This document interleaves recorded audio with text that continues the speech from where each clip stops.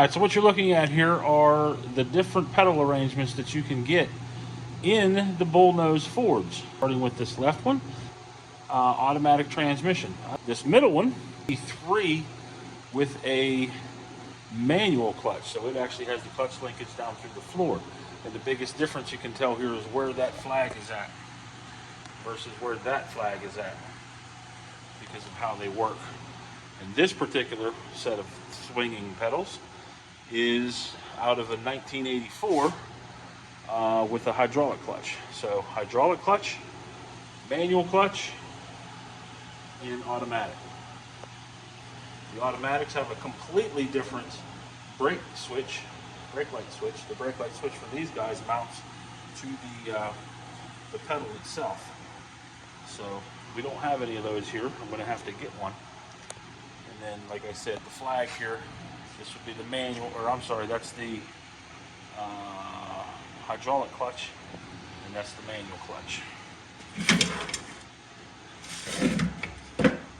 See how different they are, where they're located? And that's because this one pushes down through the floor, and this one pushes to the firewall.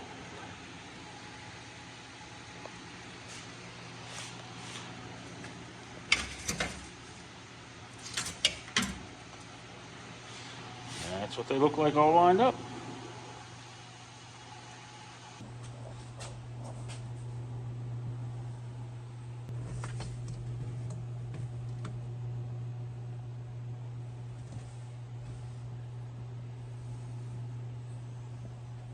It's home.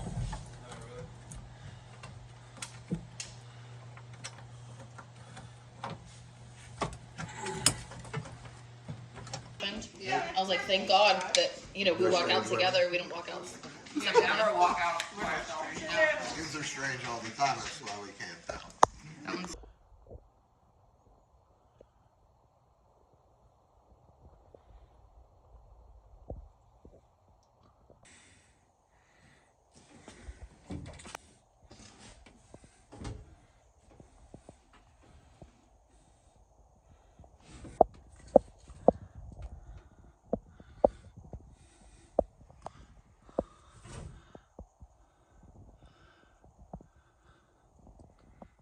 Hey everybody, fresh out of church Sunday morning, out here in the garage with Aggie. Wanted to show everybody where KJ's at here on the project and what he's got done since we saw it last. ZF5 has been installed. If you guys remember in the last video, we talked about how that thing was cracked. Well, we found a guy that was willing to weld it up for us, and he did get that done. And it is now in the truck. New clutch is installed. All that stuff seems to be good. The swinging pedals aren't working quite right. You can see here they're still unhooked. What I've got going on, the push rod's not pushing in. There's a lot of play. There's probably that much play in it, and I need to get that play out of it so that we can push in the clutch and get the clutch to release, disengage. The Dana 44 TTB is completely installed. The only thing left to do there is to install the calipers. There's the two-wheel drive caliper. Two-wheel and four-wheel drive calipers are the same, but we found out in 1983 they changed the makeup of the calipers and how they go on the truck. So this is an 86. That axle was an 83. So the calipers that were on the truck will not work. We had to go get new calipers. There is a brand new starter for the standard. As anybody knows, these trucks, they do require a special starter. It's a shorter starter for the standard than the automatic. I will have to fabricate a cross member for the transmission. Tranny's got to come down a little bit from where it's at, and the cross member's got to move further back.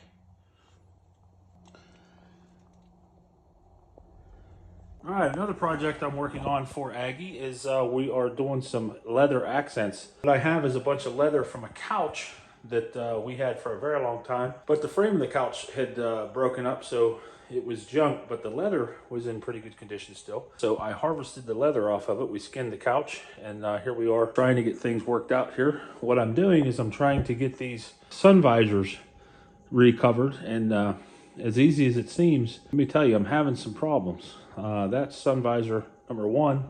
Sun visor number 2 is over there. We'll look at that one in a second. This is iteration number 1. And as you can see, KJ wanted the diamond stitch in the pattern, so I went ahead and put some scrim on the back of it and put the diamond stitch all on it. And this one I made too small. I couldn't get it to sew onto the sun visor itself. This one is iteration number 2, and I made it a little bigger, but I still didn't make it big enough. It didn't fit quite well either. Same thing, scrim on the back. And one of the things I want to show you, this line should intersect with the centers of these, but as you can tell, I did good on some of them, but some of them I missed. This one was all together off.